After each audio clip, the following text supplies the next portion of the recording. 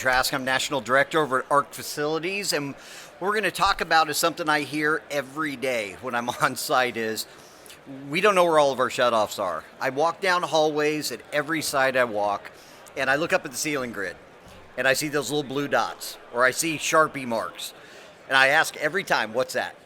And the challenge is nobody knows, or the one guy on the team knows who wrote that on there, and he's about to leave, all right? It's every site that I go to. But what we're going to talk about is how you can do it with modern ways today and access it.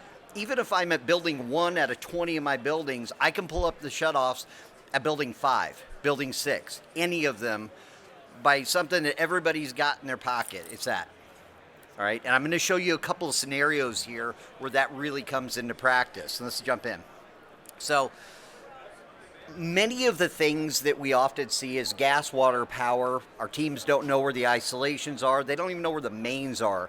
You can see that one in the bottom left there. Those are tucked away. They're back in shrubs. Or there's those electrical panels that you walk into a room, and I'll walk into a room with a lead electrician who's been there for 30 years, and my knee jerk is I look behind the door. There's always those hidden panels. And we'll find one on every site walk, and he'll say, I didn't even know that was there. It happens all the time. Well, if he doesn't know, who else doesn't know? All right? But again, gas, water, power. But where is that stuff? And this is where that really comes into play. This is one of my clients. This is a school district in California. All right? It's a Saturday. Right? Fire department rolls up to the building because that unit's on fire. It's on the roof. Right? They can't just start putting water on it. It's live.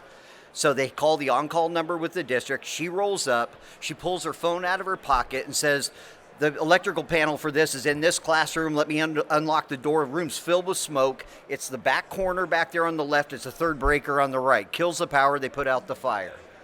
All right? Fire chief says, how the heck did you do that? And she says, it's all right here. He said, I wish every site had that.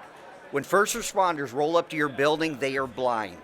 They don't know where all your shutoffs are. They don't know how to kill the power to these units. All right, so they're searching, they're hunting. My dad's been a first responder for 50 years. All right, he doesn't know your buildings.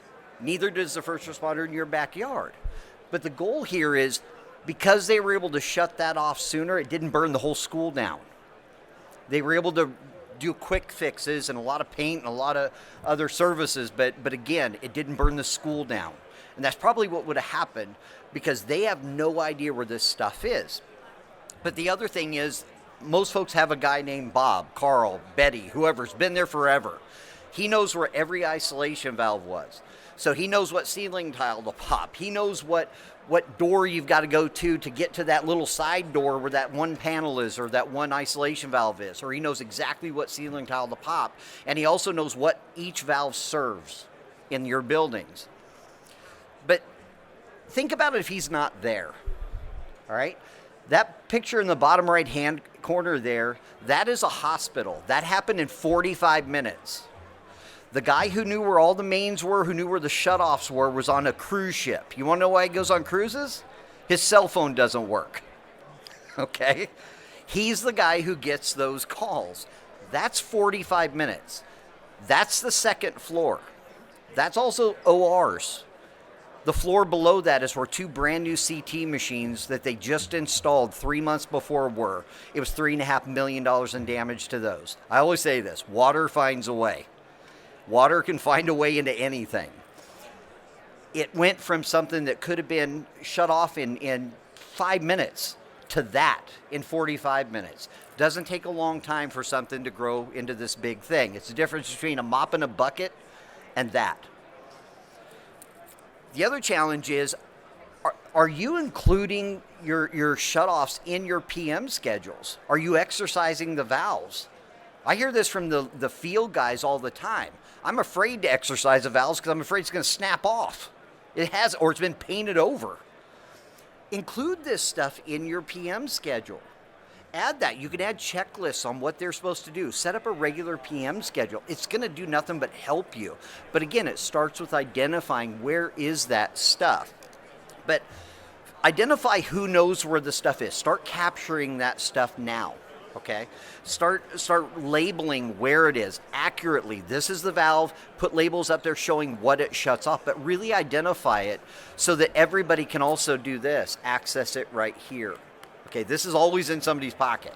All right, but your team can access it wherever the heck they are. But let's think of it from a different perspective. I'm a new hire. All right, I started yesterday. Imagine that new hire who's second shift, or who's there to cover because the one guy that's been there forever is on vacation, all right? He has access to this stuff day one. That ramp-up time for getting new hires can be 6 months to a year plus, and it's because they don't know your building. They may have known another building that they left to come to your building, but they don't know your building. They have access to this stuff day one, instant access to stuff. And this isn't just shutoffs, this is mechanical equipment. This is all your emergency stuff. All of it can be mapped out. But what this starts with is, again, a lot of your newer buildings have some smart building technologies out there. You can pull your older buildings forward with this type of technology too.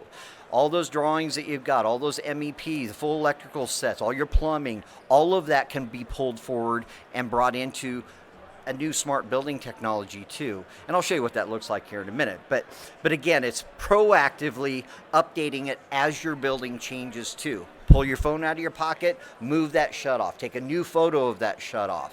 Identify, oh, you know what, I didn't know what it shut off before, but I know it shuts off rooms 110 to 120.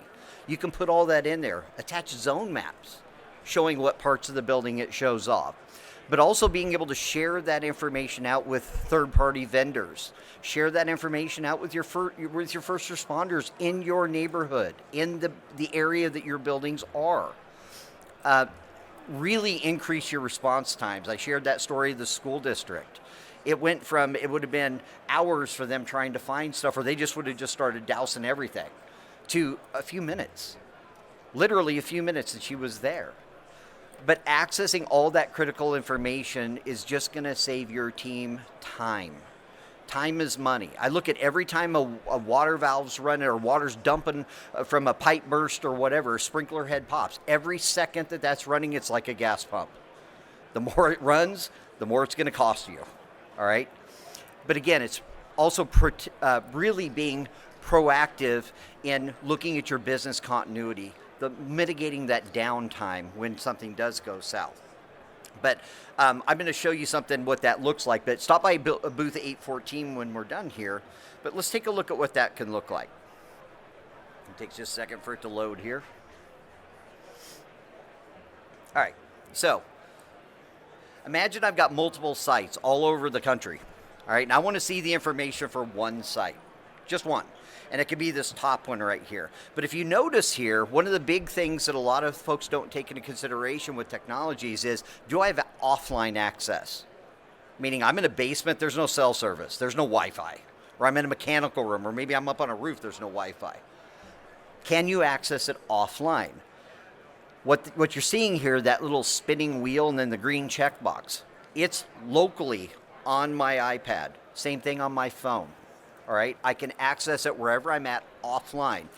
But not only can I access this stuff, I can add stuff, move stuff, change stuff offline.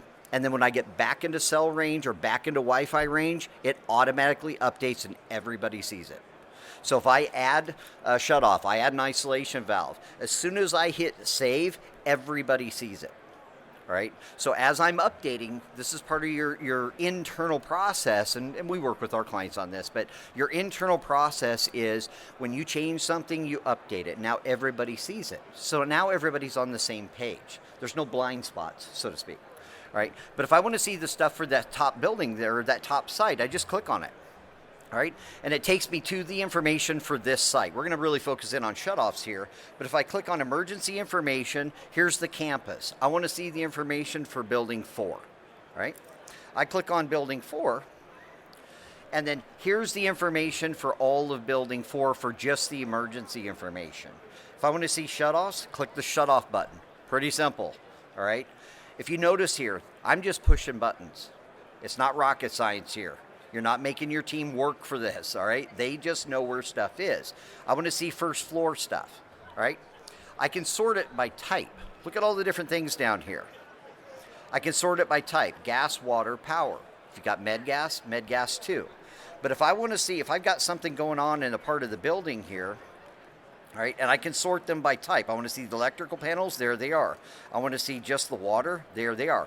Now, granted, this is just a demo, but this will be flooded with different little things, isolation valves all over the place. But say I've got something going on in this part of the building, a sprinkler head popped, or something's going on with water. I can click on this one, and I can take photos of every unit. Take photos of all the valves. Take photos of the ceiling grid. Which tile do you pop? All right? Geolocation for the door, so you can see here's the door, here's the panel, it's this one right here, all of that. But also on the grid, having a QR code that somebody can walk up, scan that, and see everything for it too. All right, but also put in the description, what does this shut off? What part of the building does this shut off? You can also have all the information associated with that. So you could even have a zone map. In this case, imagine it shuts off that whole floor. But you could have a zone map that shows the individual zones for that particular floor. You can also attach editable PDF forms, okay? Now, remember I said add that to your PM schedule, okay? You can have an editable PDF form that even has a sequence. So I submit the form, I sign it, I fill it all out, check boxes, I sign it, and it goes to you. You have to approve it. And then if you approve it, it goes to him. If that's all done and it's approved, it locks it, saves a PDF to the actual pin for that individual thing, and also emails it off to the admin, who can then file that if they need to file that. Or it goes to you, you approve it, he catches something you may have missed. He can kick it back to you, and you kick it back downstream, or it kicks it back to the first person. You see what I'm saying here? But again, it's easy. Everything is done in the field, on the phone. I'm in the roof, or I'm in the basement, I'm wherever the heck I'm at. I can access everything instantly, right? No wasted time. Your team's running around like crazy as it is, and they're reacting and having to put out fires all the time. Our goal here is that your team can access everything they need now, right now, okay? And not only access that stuff, they can change stuff as they see things. If I'm up on a ladder and I pop a ceiling tile and I'm working on a fan coil unit, I turn around, wait a minute, there's a valve right here. I pull my phone out of my pocket, take a picture of it, hit save. Even if I don't know exactly what it is or what it serves, I at least documented it's there. And then if I realize later on it serves these rooms, I can add those notes in, hit save, and then again, it's a living, breathing thing. Your buildings are not static. Stuff changes, stuff moves. You're also going to find that hidden stuff. This gives you the ability for your team to add that stuff as they go, right? And again, build off of that. I find that teams look at this for other use cases too. They think of, well, wait a minute, I also could use it for my controls, or I could use it for even IT uses it for mapping out stuff. The possibilities are endless. I've got clients that put QR codes on doors, scan the QR code, and it opens up a document like this, and they've got full videos and full inventory for everything that's in that room, from ceiling tiles, carpet, paint, everything. The possibilities are endless with this type of technologies that are out there. And you can do this today, and your full team can access this wherever the heck they are. Let me open it up for some questions. So you can, I can put this up, but you can see that it can create unique URLs that go out to other systems. That was his question. Can it point to other systems? Many other systems that are out there, whether it's a work order system, or maybe it's even a ticketing system or something like that, or asset systems, a lot of them just weren't built to talk. Okay, but if you can point to a unique URL, it can point back and forth. And also, in our equipment records that we add those unique identifier asset ID numbers that are in the other systems, so they all match up too, so you can search them both. But keep in mind too, a lot of folks are running around, they're bouncing between programs. Think about, what are the systems that requires your team to come out of the field? I always look at it that way. Does my guy have to climb off the roof, pop the roof hatch, go back down the ladder, go back to the plan room, and then go back and forth? If he's having to do that, there's a better way. Okay, but second of all, are those other systems talking now? If they're not, you got to look at that. And also, where can I access it on the roof? Can I access it anywhere I am at home? Okay, if you can't, again, those are gaps, and a lot of these systems fill those gaps. Yes, sir. I'll just. He said if a tech gets a work order and it's generated, he gets the alert that there's a work order. Does he have to open up another system? Potentially, it's an app. It's app for app. So he could either have the URL point to it, so he opens it up again, a URL that's embedded in the work order system that goes here, and vice versa. It just depends on how it's set up, and that's again, there's 160 work order systems out there, so it just depends on how they work. But if they can support the URL links, absolutely, yeah. And it's easier that way, too. It's just a URL, right. Exactly right. And the beautiful thing about that is, and you're going to hear a lot of things about APIs and things like that, and that's connectors. It's good and bad. The downside of that can be if an update's done on this side and there's no notification, the links all break. That's just what happens. That's why URLs traditionally work. And your team, again, think about your phone or your tablet or even your desktop. How many systems do you have open at any given time?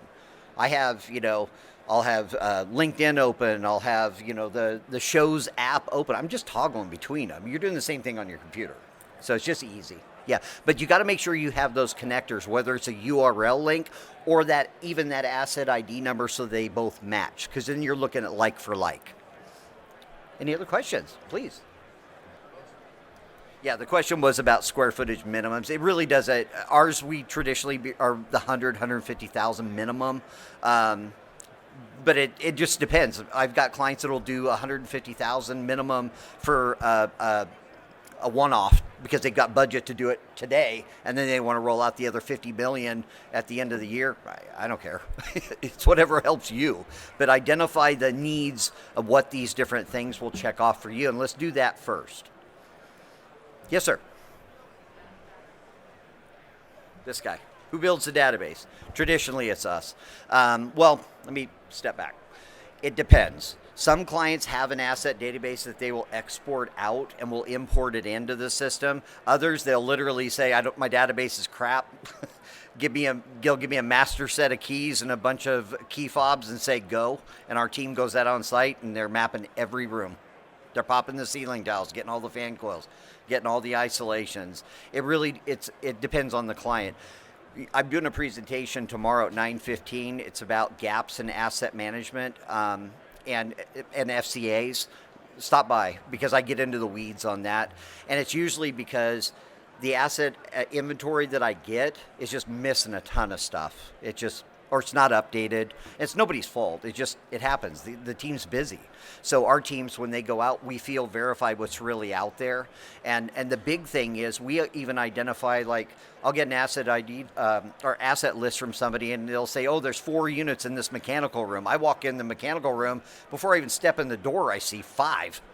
And I'm looking up, and there's stuff all over the place. One of our clients just added 3 buildings.